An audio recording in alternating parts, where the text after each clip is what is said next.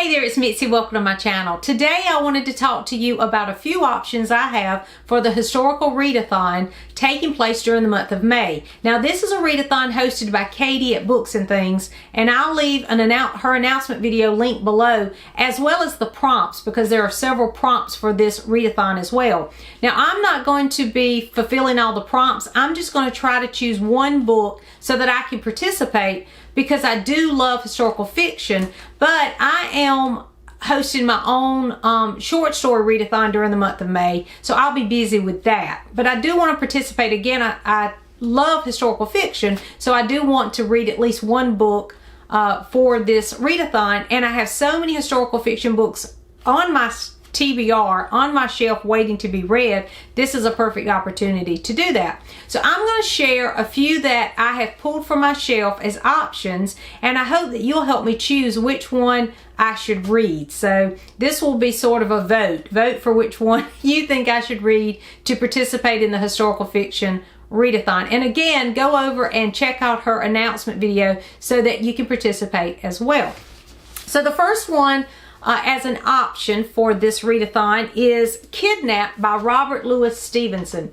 Now I have read Treasure Island and I loved it, and I was surprised at how much I did enjoy Treasure Island. It was just a fun adventure, and so I feel like this will be the same sort of thing. This is a children's classic and it's Victorian literature, which I love as well. So option number one is Kidnapped by Robert Louis Stevenson. The next one is one that is a new to me author. I have never read anything by Susan Meissner, but several of my BookTube friends love Susan Meissner and they have similar reading tastes, so I think I would too. So I picked up The Nature of Fragile Things by Susan Meissner. This takes place in San Francisco in the early 1900s. I think it's during the earthquake in the early 1900s in San Francisco. I'm not sure, but I think that's what when this is. But I do want to read Susan Meissner. I want to try her out. So this is option two, The Nature of Fragile Things by Susan Meissner. The third option is a book that I picked up last week when I went to a library sale, and that is Sarah's Key. And I can't pronounce the author of this one, so I'm not even going to try. I apologize for that.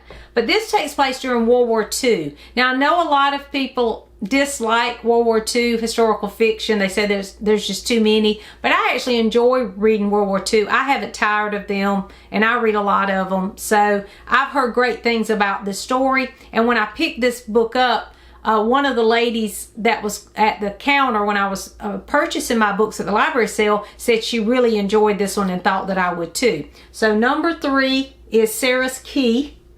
So that's the next option. This is one that would fulfill my goal for reading all the Newbery Award winners, and that is The Bronze Bow by Elizabeth George Speer. I'm trying to read through the Newbery books, and this would help me reach that goal. This one is set during the time of Jesus. It takes place right at the time of his crucifixion. So that would be one that I do want to read this one, because again, as I say, it's a Newbery Award winner, but that one would be one that takes place in a totally different time than the rest of these. This would be biblical, during biblical times. And the last option is Christie by Catherine Marshall. This takes place in the early 1900s in the Great Smoky Mountains in I think it's a made-up town in Tennessee. And so this one they made I think like a television show about this, and it is the namesake for the Christian Book Award.